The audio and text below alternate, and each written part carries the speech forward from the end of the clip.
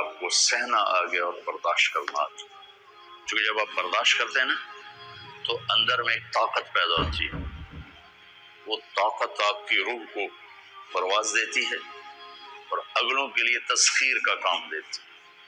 اور اگر آپ پھٹ گئے تو بم کے پھٹنے سے کیا ہوتا ہے؟ تباہی آتی. جب آپ پھٹیں گے یا میں پھٹوں گا تو معاشرے میں تباہی آ جائے گی. تو اس کے لیے آپ دو چیزوں کا اہتمام فرمائیں. ایک اپنی زبان کی حفاظت فرمائیں.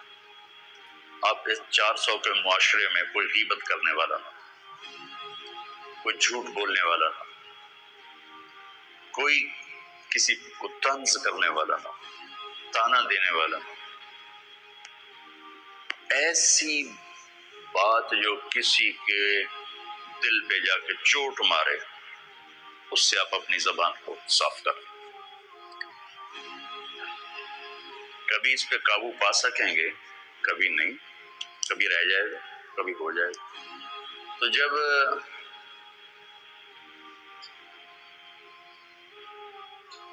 ہاتھ سے نکل جائے بات تو پھر اللہ نے ہمارے لیے توبہ کا دروازہ رکھا ہے. 2 نفل پڑھو، اللہ سے معافی مانگو، جس پر زیادتی ہو اس سے جا کے معافی مانگو. اس سے آپ کے مزاج میں ٹھہراؤ آ جائے. تو میں آپ سب سے یہ گزارش کرتا ہوں کہ اس معاشرے میں آپ اپنی زبان پہ قابو پانا سیکھیں. برائے مہربانی بہت فائدہ ہوگا.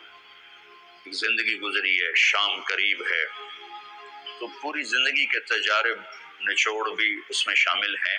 اور تجارب نچوڑ کو گولی مارو اور دیوار پہ ڈال دو. میرے نبی کا فرمان اس کے لیے کافی ہے کہ آپ نے فرمایا کہ 2 چیزوں کی ضمانت دے دو، میں جنت کی ضمانت دیتا. ایک تمہارے جو 2 جبڑوں کے درمیان ہے، ایک تمہاری 2 ٹانگوں کے درمیان ہے، اسے پاک کر لو، میں جنت کا ضامن بن جاتا ہوں.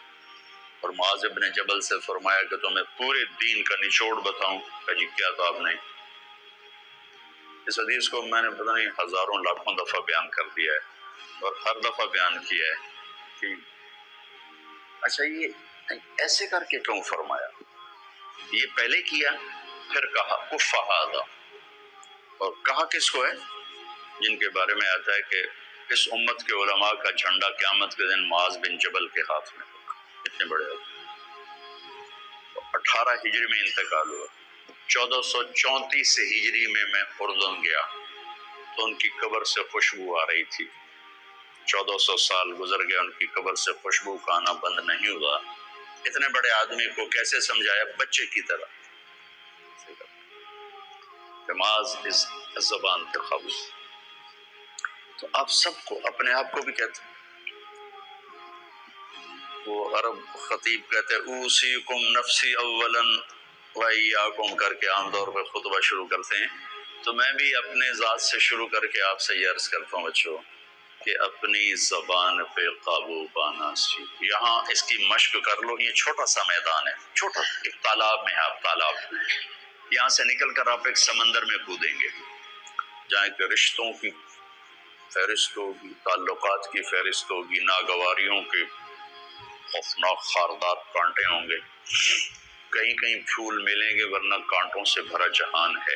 اگر آپ نے یہاں پریکٹس کر لی تو پھر آپ اس میدان میں جا کر انتہائی خوبصورت معاشرے کا فرد بن